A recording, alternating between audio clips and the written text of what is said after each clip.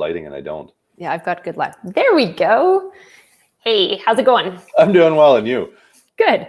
We're just going to admit that we totally messed up right now. Well, I messed up because I thought we were live. We were having a great conversation, and I was like, oh, no, it still says scheduled on the thing. So, yeah. Whoops. So, that's okay. Hold on a second. Yeah. I'm already out. Okay. Still doing final office shutdowns going into who knows how long this is going to be. So I still have a few team members in. I'm sure that I'm not the only one. How many of your other clients are still kind of wrapping things up? Yeah, they're trying. Most of them are trying to be done. But if there's been a few emergencies come in, like Dr. Peter Lamb had to go in and see someone yesterday. So he was all geared up, trying to be as cautious as he possibly could, right? Do you have his hazmat suit on? He totally did. Yeah. Cue Darth Vader memes. Yes, for sure. Okay, now we're live on both channels.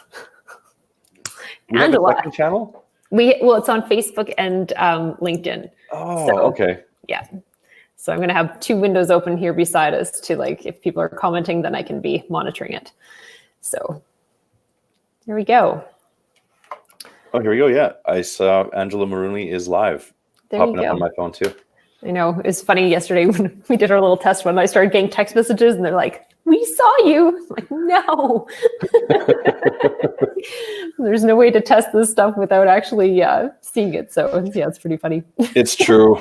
It's true. You know, so I was in the middle of telling you before we realized we weren't live, is that today's the first day of spring. And, and so I think that's a really neat thing to keep in mind in the middle of all that's going on.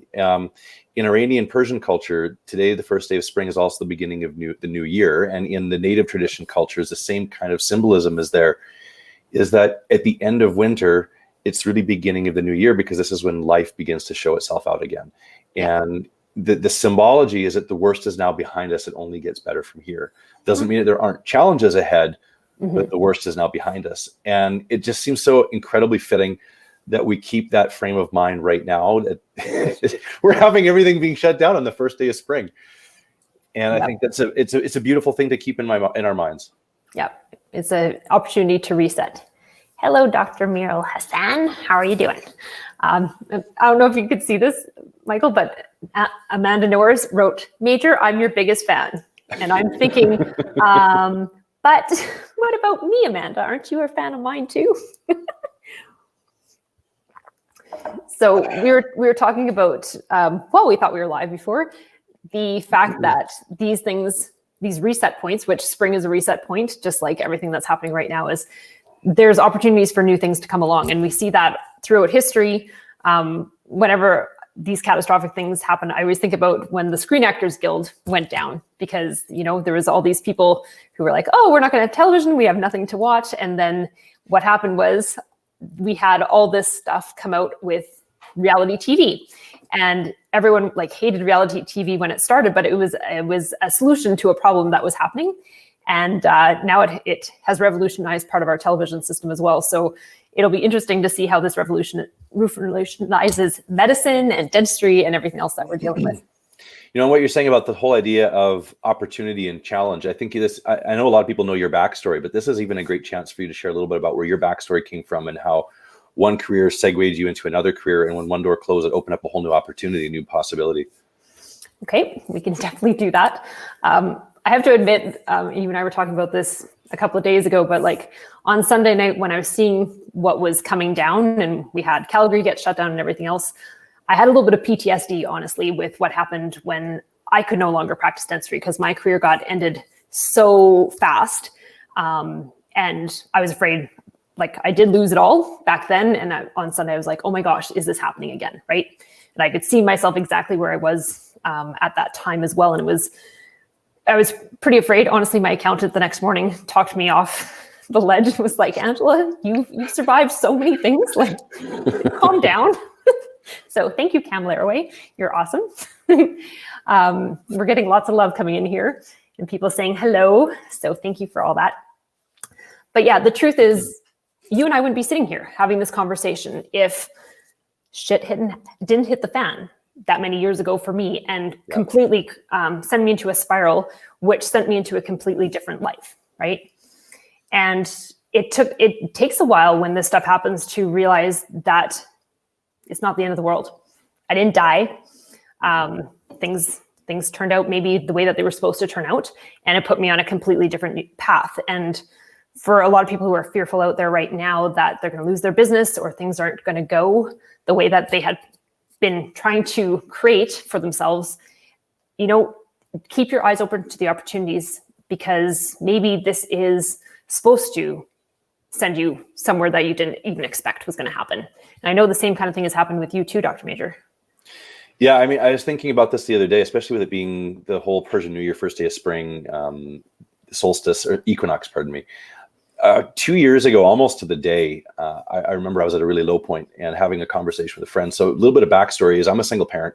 I run my own business as a dentist and other things because I get my fingers in way too many pies. But I was in the middle of, I had come out of a really challenging divorce with an ex who had severe mental health problems, later deteriorated into a paranoid schizophrenic. I literally got a phone call in the middle of the night from the police saying, you got to come pick up your kids because it's not safe for them to be there anymore. And so then I went from being a part-time trying to co-parent to full-time everything is on me parent while running a business and running and doing everything else that was required of me as a professional. I'm in the middle of trying to get all the legal frameworks in place to make sure my children are protected, taking care of health challenges and problems that now are my responsibility to deal with, run a business, sell my ex's old house, paying out the nose legal expenses to make sure everything is moving forward, and feeling beyond overwhelmed with this entirely new life. And a friend of mine said to me, again, almost exactly 2 years ago to the day, this is the lowest it's going to get. It's only going to get better from here. And there were a lot of challenges that were ahead.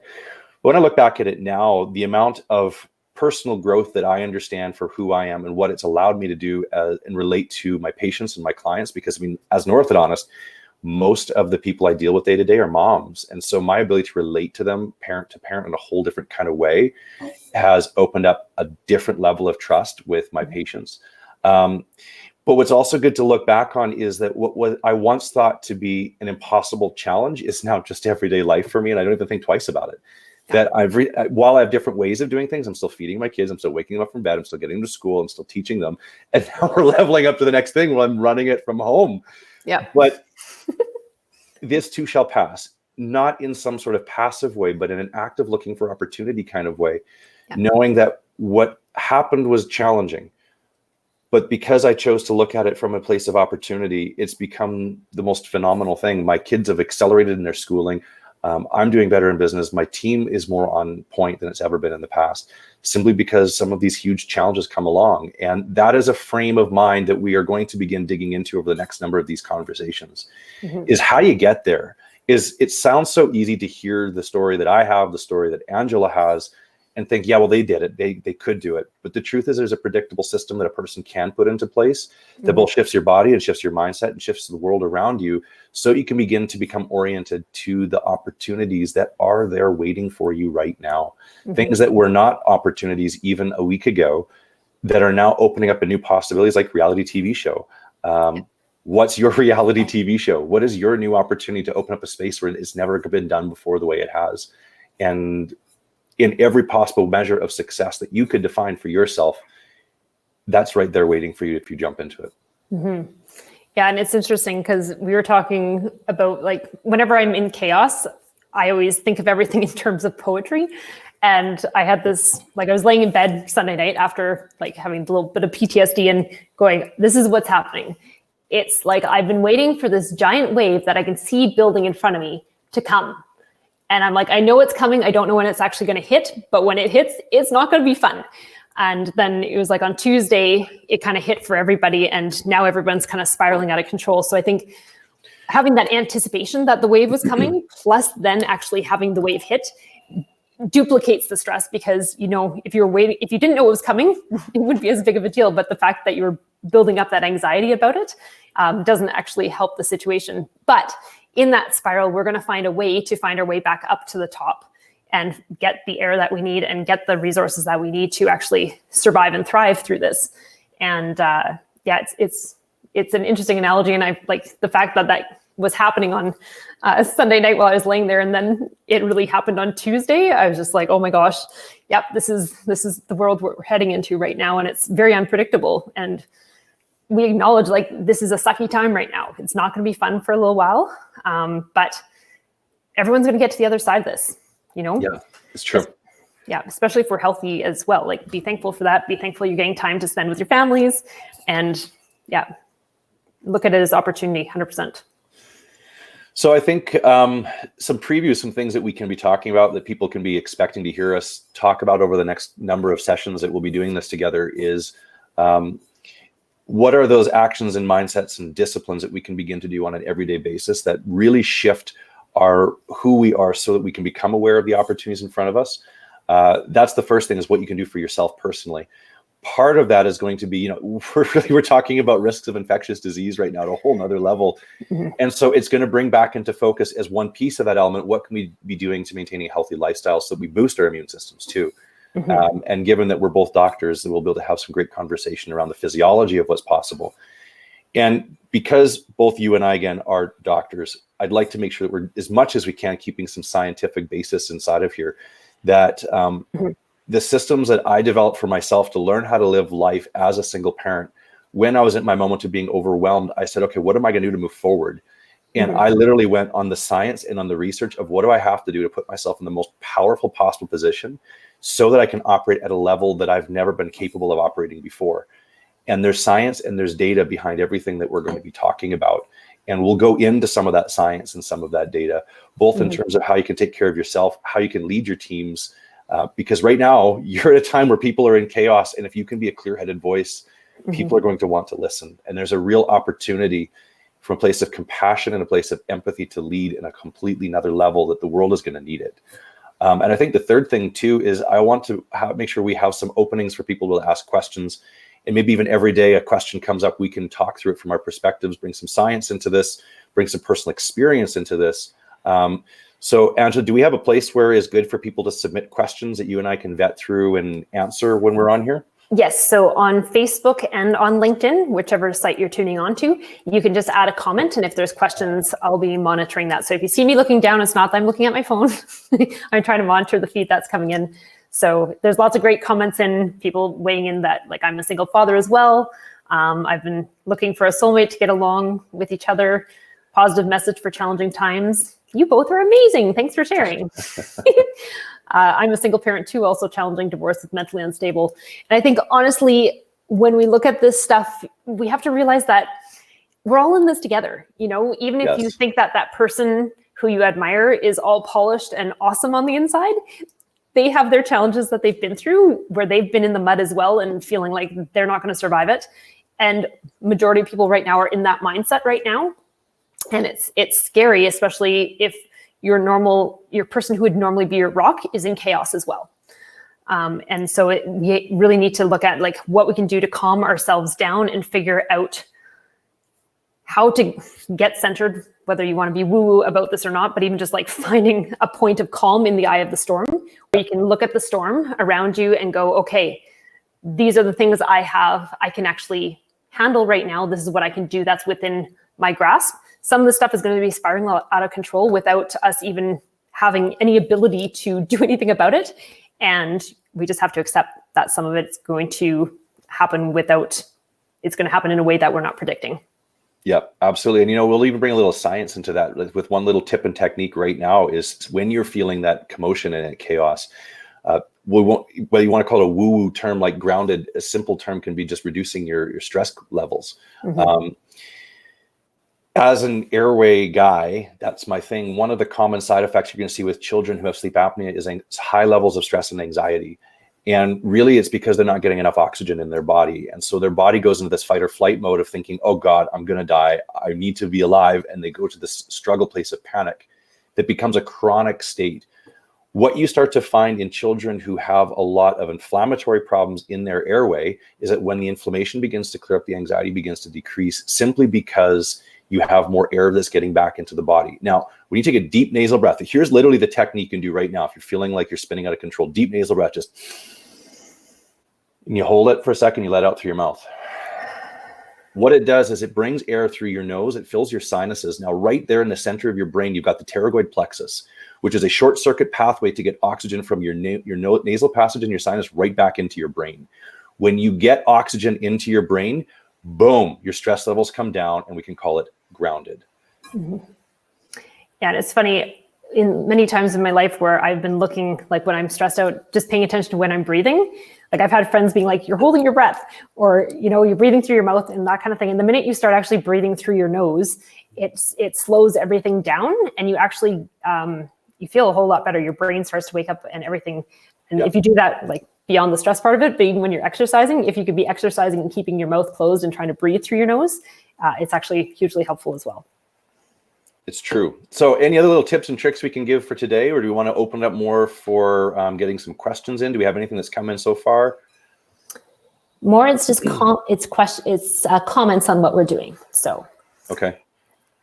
Which apparently people are liking what we're doing. So that's nice. Thank you, people. It'll be time before we piss somebody off, and we'll have a good laugh about it. Yeah. Both Michael and I are pretty darn blunt. So there's going to be some people who don't like getting hit hard with that, but it is what it is. So. Do we need to have a rated mature on all this? Because I'm sure there's going to be a few 4-letter words that come out at some point in time, whether we intend it or not. I already said the S word a couple of times, so you did. I did. I think they've actually stayed clean so far, which is surprising. Yeah, usually when we're behind the scenes, we're not that clean. No. So. True. Yeah. So honestly, I think we should just talk about, like, with this week, a whole bunch of our world has changed, right? Yeah. Like, I honestly feel from last Friday to this Friday, it is a new world that we're living in. There's new rules in place. There's a lot of people have woken up to how serious the situation is. Some people have not, but we want to, like, just kind of, can we just disseminate what happened this week and what we can be doing to kind of look forward into next week? I think that's a great start. So actually, someone just had a quick question. How can we use our skills outside of private practice setting to generate revenue? We'll get into that at the end of that, I think, if that's okay. So with this week, we know, let's talk about the dental world. So we know on Tuesday, we got shut down except for emergency treatment. Yep. We've had to lay off employees, which is awful. I think there's been tremendous guilt. I felt tremendous guilt as well, because I was at the Pacific Dental Conference, right?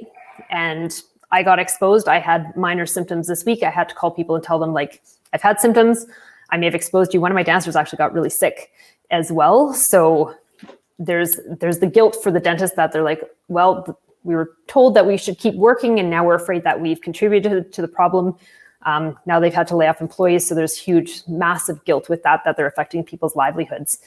And it's a lot to take in. Like, it's no wonder people are feeling pretty chaotic about this whole thing. I think with that idea of guilt, what you cued into, you and I have talked about this a few times in the past, is that when we think about emotions are really a physiologic response to something that's happened in your world. Mm-hmm. And so if you think, an easy one for people to get their heads around is anxiety and fear, is if you think about and you describe what is the physiology of being anxious, you talk about your elevated heart rate, rapid breathing, hands and palms get sweaty, you get a little bit more on edge and antsy and jittery. Mm-hmm. That is the same physiology that we experience, whether we're afraid or whether we're excited. They're really the exact same thing, that the only difference is the meaning that we give to the physiology that we're experiencing based on the context that's around it. But that difference as to whether we're going to choose to give it a meaning of a stress and anxiety, or an experience and a meaning of excitement and opportunity, it really is a decision. And there's a lot of other emotions that sit on a similar kind of spectrum. When I look at guilt, I always think that the opposite, the same physiology of experience, but a different meaning, is compassion. And it's in times like this right now that we'll probably get into some things in the future about how we can still be monetizing our knowledge in different ways. But right now, what people need is simply a helping hand. And as dentists and as people who are healthcare providers, you do know more, and you can help to counsel and guide the people who are in your immediate community about how to take care of themselves and how to be at their healthiest and how to protect themselves from the fear of the unknown right now. Yeah. And I think to look for the opportunity, how you can simply help people right now without necessarily looking for finances as a result, is really the first start, especially right now where we're going through the chaos of what every single person is experiencing. It's not just your business as a dentist and your team and their livelihoods. It's all of your patients, it's all of your friends, it's all of your neighbors. It's every single person has been affected by this in a similar kind of way. And let's just start in that place. Instead of feeling guilt for all of the things that you've had to do to make sure you're taking care of yourself, to instead shift it to a place of compassion and to continue to offer the services that you have available in your knowledge and your time and your presence and your compassion. Yeah, and I think with the guilt part of it too is we have to acknowledge, like, we were going on the best information possible, right? We didn't know how hard this was going to hit things. We didn't know how much stuff was going to get shut down. We weren't, like, I don't think Canada was anticipating to have to lay off a whole bunch of people either. Even though it was happening, like, we could see it, a little crystal ball in Europe and whatnot as to what was happening over there. But I think we were a little bit cavalier about it because usually things in Canada are pretty darn safe, and we weren't as well prepared for it as we maybe should have been. And the thing is, now we have the information, we know what situation we're dealing with. Now it's time to, like, start organizing your thoughts as to how you're actually going to react to this in a constructive way, in a way that's actually going to contribute more than just to yourself. Think about everyone else. So we need to be operating from, like, a think we instead of me perspective, so that as a community, as not even just the dental community, communities of cities, countries, the world has to think how they can pull together to battle this together. And it was funny, I don't know who posted it, and I wish I could have shared it when I saw it, but someone actually said, like, for the first time, and I'm sure this maybe wasn't an original thought, but like, for the first time in history, we are all on the same side of a war. Yeah. And this is again one of those moments, like, there's an opportunity for us to actually come together here where we haven't operated that way in the past. And what can we learn from this so that when things get back to normal, can we keep that moving forward, keep that community sense, and that ability to collaborate and cooperate and help each other out without that monetization. Agreed. Someone asked here, Dr. Angela, can you elaborate what is Dr. Major's area of expertise? He's an awesome orthodontist who specializes in pediatric sleep apnea. You can add to that, Dr. Major, if you like. Yeah, that's my scientific. The other layer that both Dr. Mulrooney and I bring into this is our own challenging, and you could even honestly say traumatic pasts, and the things we learned about resiliency through personal experience that we can share from a tactical day-to-day kind of perspective. And then because we're doctors, we can bring a lot of science behind the actual actions that are going to generate the most return on investment for taking care of yourself and taking care of the people around you. Yeah, and we've both hit rock bottom in our lives. More than once. Crawled back up. And we're doing just fine. So, yeah. There was one more question here. How should doctors respond to patients who are in pain and need treatment? That is a tricky one right now. Yeah. Because there's a lot of information out there. There isn't a whole lot of research right now that we can be pulling from. I was actually talking to Dr. John Coyce this morning, and he was mentioning that Dr. Leslie Fang, F-A-N-G, has pulled together a bunch of research. There was actually a huge broadcast in the States last night about it. So I'm trying to get my hands on some of that information. But as far as like recommending how to go about things right now, I think there's a lot of muddling of what we should be doing. So I think I know that the governing bodies are meeting today to try and pull together some very, very clear direction for doctors and dentists on how they should be proceeding with patients. So I think we just have to sit and wait on that for a few more hours, maybe over the weekend. And then if we have that information to share with people, we'll be doing that on Monday in our broadcast as well. Yeah, absolutely. You are welcome, people who are saying thank you. So what is your plan for the weekend to try and like get this out of your head, get prepared for the week ahead?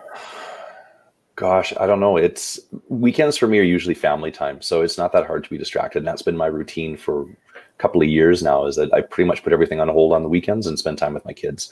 Our weekend and our routine is going to be a little bit disrupted. We usually like to go out for breakfast and then go to the markets, but I don't think that's going to be happening. No, you can't. No, I don't think so. My kids love to spend time outside, so we'll probably get outside, play a little bit of road hockey out on the driveway. I think, again, things to do, get outside and spend time. If you look back at the data from the 1918 and 1919 Spanish flu pandemics, the last big pandemic that our world experienced, there was a lot of data that it was just outside therapy. People who were sick, they would take their hospital beds and they would wheel them outside, and they spend time in the fresh air and the sunlight. Mm-hmm. The sunlight promotes your body to produce more vitamin D, which helps your immune system. The air and fresh air is also known to be a disinfectant quality as well. And in some places where the mortality rates would be as high as 40% with people who were infected, outdoor therapy was known to drop mortality from 40% to 13%. So if you're looking to do something with your family to be promoting some health and to get out some of your kids' energy, think about doing a family walk. I'll probably do that this weekend, take my kids on a very, very long walk because they've got a lot of energy. And I get it. They've been already cooped up in the house for a little over a week now since school was canceled. And to their credit, they're doing well. But yeah, get them outside. Just build them a little running track in the house that they can get their laps in every day. I have a very small house, so I don't know if that's possible. Yeah. But yeah, I was talking to my accountant this morning, and she was saying one of her relatives is in an elderly care facility, and they're not allowed to actually leave their rooms. They're stuck in there. So I don't know if some of the recommendations for getting outdoors, like they're being prohibited from doing that. And so they can't even go and visit people and get that social stuff going on, maybe unless they have a window that's facing the outside of the building and you can come and be like, hey, through the window. But are you suggesting that old people sneak out their windows? Is that what I'm hearing you saying?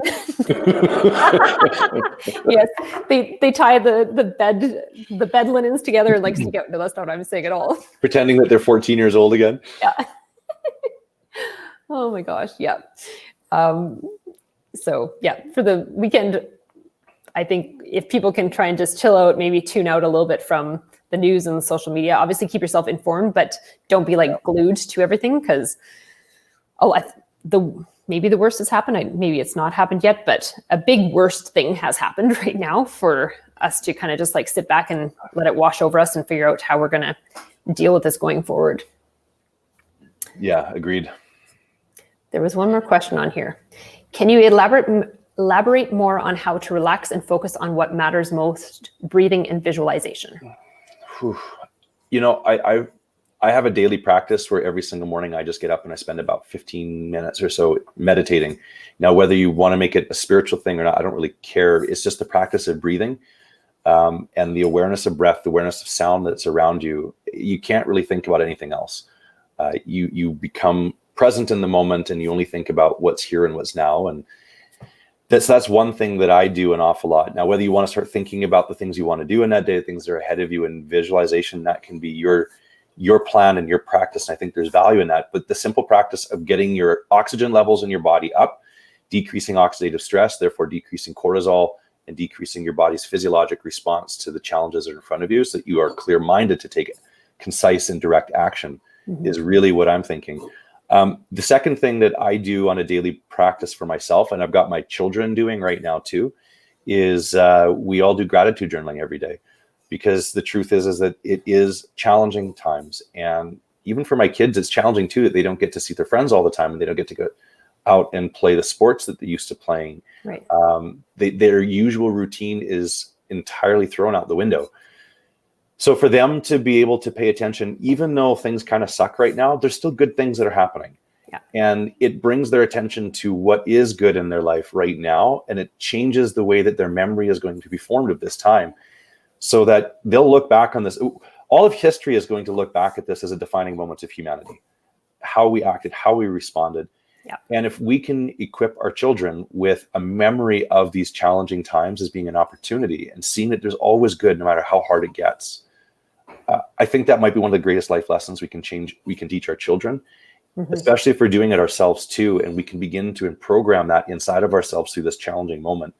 I was talking with my brother last night, and our family just recently, in the middle of this coronavirus stuff, went through a really challenging experience. My parents, they left at the end of February before all of this stuff went crazy, and they have been on a cruise ship for about 2 weeks before everything went wild and borders started closing.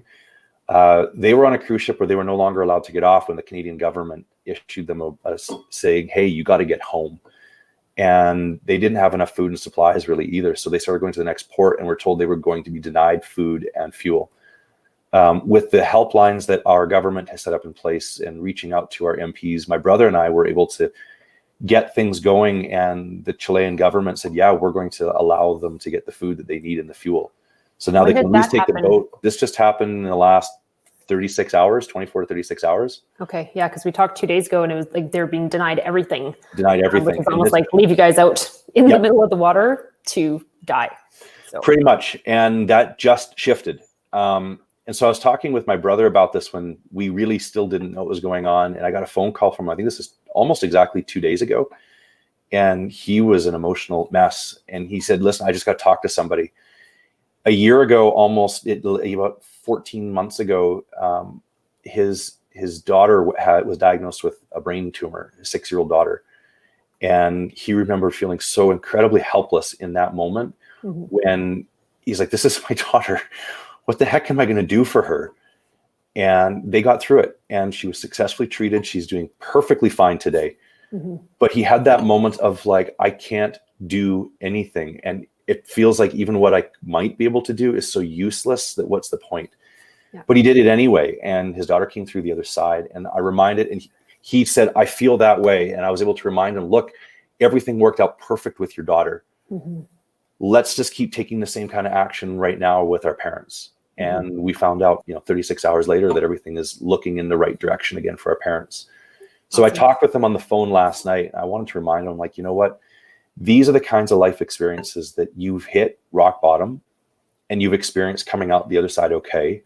Is part of the reason why our grandparents don't even bat an eye at things anymore, is because they've had the experience of hitting rock bottom, coming through the other side okay, and oftentimes even better than okay, and better than when they started. And appreciating the world and appreciating the beauty of everything around them the day that they get to wake up and still be breathing. I think that's something that we take so for granted in our society now, that, the wealth that we have, the privilege that we have, all the resources that we have will always be there. And suddenly we're seeing this is a wake-up call that this stuff could disappear. This is honestly, I would say like a mild situation compared to what it possibly could have been.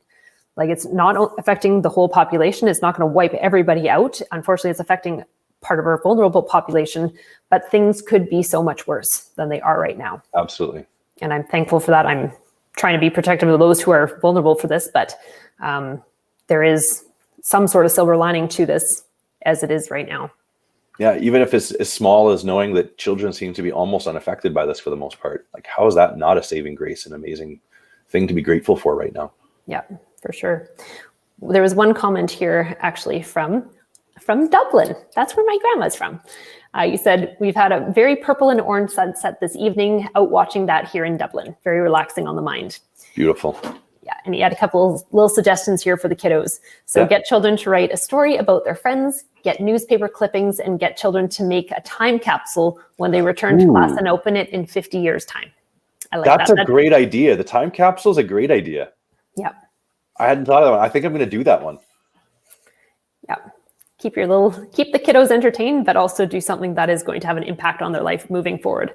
Because this is an interesting situation that we haven't had before. To say the least, yeah. Yeah. And even for us, honestly, if we could even do something as grown-ups, and 10 years from now, look at this and be like, okay, this was, like, a lot of people have told me, especially in the dental world, like on Tuesday, this was the worst day of my life. Yeah. Because they had to impact so many people because of the decisions. And I think when they look back at it, they're going to realize it was an awful situation, but it could have been so much worse. And again, there's good things that are going to come out of that as well. Have you heard much from the people in your network? If we characterize Tuesday and Wednesday as the worst days of our lives, especially as dentists, what's the fallout seeming to be the people that you're interacting with right now? Are they starting to normalize? Are there some specific challenges that they're still facing? There's still a lot of, like, the wave hitting. They're still mostly in that turmoil and that chaos. I think next week is when people are going to be able to start sitting back and start receiving better information. Like Peter and I had our broadcast on Tuesday and Wednesday. So we brought on real estate, we brought on the banks, we brought on a lawyer to help them with those immediate needs that they have right now. And I think that's right now is they're looking at everything that's happening and going, how do I save myself? And it's a big deal. Like when you have huge overhead and you suddenly get shut down with any kind of business, there's a lot of fear as to like how things are going to proceed forward. Yeah. I think this weekend will be a good time for people to sit down and like look at the situation, look at your finances, take stock of what happened this week, and start looking at what you can proactively do next week. And as far as like skills and whatnot that you're going to be needing, we have another broadcast tonight at 6:30, and then we're going to continue to have broadcasts every night at 6:30 for the tools that people need in business. So you and I are helping with more of the social part of it.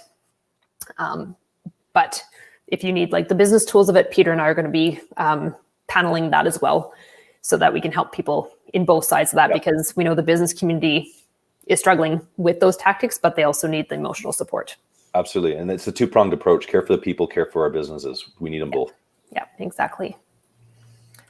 Well, I think we'll call that a wrap. Okay. It's been lovely spitballing with you on here, and I look forward to seeing you again on Monday. So this is going to happen every Monday at 1 p.m. Mountain Standard Time. Every Monday or every day, or how are we Every weekday. Sorry. Every weekday. Okay. Every weekday. Thank you for correcting me. Bad Angela. So we'll be back. Let's just make sure we get the information correct here and we'll all be good. Oh my gosh. I made so many mistakes with like posting times this week. So this is not unusual. My head is very full with lots of things. But yes, every weekday at 1 p.m. I almost said Monday again. And so you can join us here on LinkedIn Live and Facebook Live. And of course, the recording will be available after the fact. But we look forward to helping you on this journey and helping you to find a way through it in the least painful way possible. Absolutely. So until Monday, have a wonderful weekend. Enjoy your family. Get out and enjoy some of this wonderful spring sun. Yes. Okay. Thanks everyone for tuning in. We'll see you again soon.